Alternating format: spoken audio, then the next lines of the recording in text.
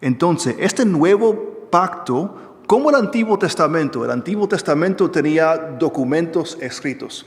En estos tiempos mesiánicos, en el tiempo de Jesús, el hijo de David, este pacto también requiere documentos. Entonces, estos documentos van a estar al par con los documentos del Antiguo Testamento. Los dos tienen autoridad, los dos son inspirados por Dios y los dos son verdad, la verdad de Dios. Entonces llegamos al Nuevo Testamento. Y abajo del Antiguo Testamento, el pacto antiguo, habían documentos, y ahora abajo del Nuevo Testamento también hay documentos. La llegada de la era mesiánica trajo entonces expectativas de documentos nuevos. Como el pacto antiguo tenía documentos, también el pacto nuevo tiene documentos también. Y estos documentos nuevos fueron considerados al par con el Antiguo Testamento.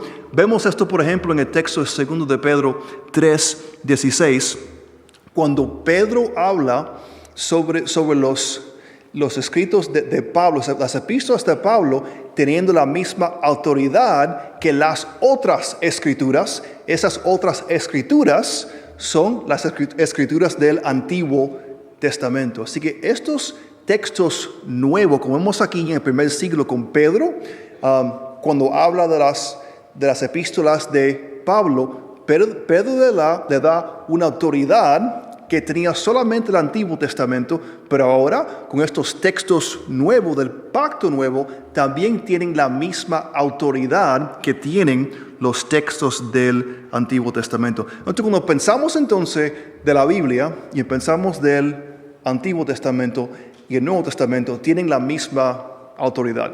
Los dos fueron inspirados por Dios y los dos testamentos enseñan sobre la historia canónica, la historia sobre el pacto de Dios con su pueblo, la historia que espera Jesús Cristo, el único que puede cumplir el pacto y nos da a nosotros su Espíritu por fe, que también nos impulsa y nos ayuda a obedecer a Dios, amando a Él y a nuestro prójimo también, algo que fue tan difícil abajo del Antiguo Testamento o el pacto antiguo. Y estos textos tienen la misma autoridad, los textos del Nuevo Testamento, y tienen también normas para obediencia, como vimos en Mateo 5-7.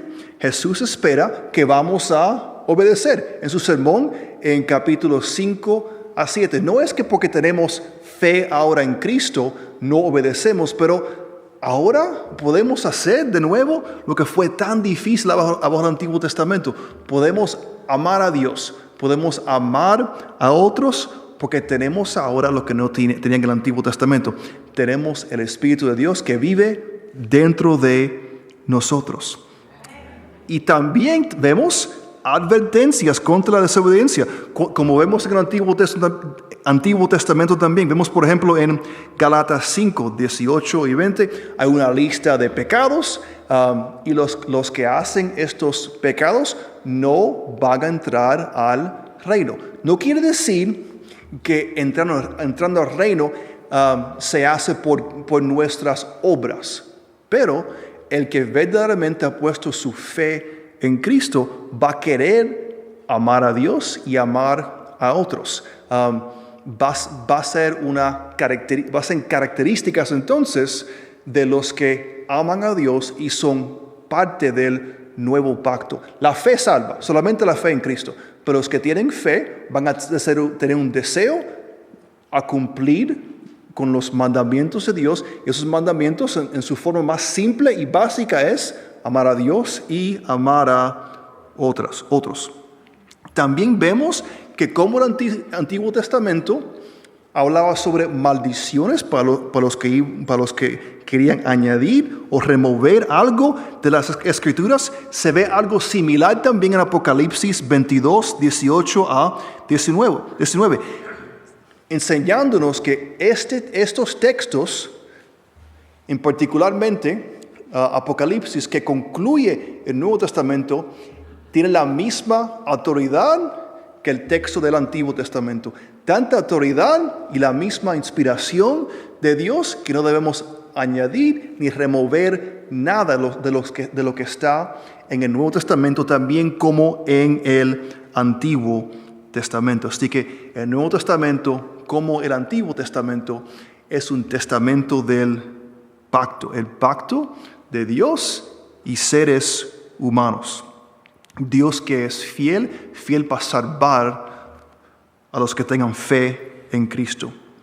Y vemos también que los autores del Nuevo Testamento se ven a sí mismos como ministros de un nuevo pacto. Vemos esto, por ejemplo, en 2 Corintios 3:6. Y también vemos la idea que estos son textos del pacto ya en el primer capítulo del Nuevo Testamento, cuando estos textos fueron organizados, de nuevo, fueron organizados como ley, profetas, escritos. En el caso de Mateo fue organizado al principio de la Biblia, conectando la historia del pacto con personas como Abraham y David, con ahora el pacto nuevo en Jesucristo. ¿Qué hace Mateo? En el primer versículo en su libro, conecta a Jesús a Abraham y también a David, conectando esa historia del pacto con Dios. Y Jesús ahora es el que trae un nuevo pacto en su sangre. Vemos entonces que el Nuevo Testamento es un texto del pacto. Se ve también aquí en Mateo 1, y estos autores se consideran, como Pablo, ministros de un nuevo pacto.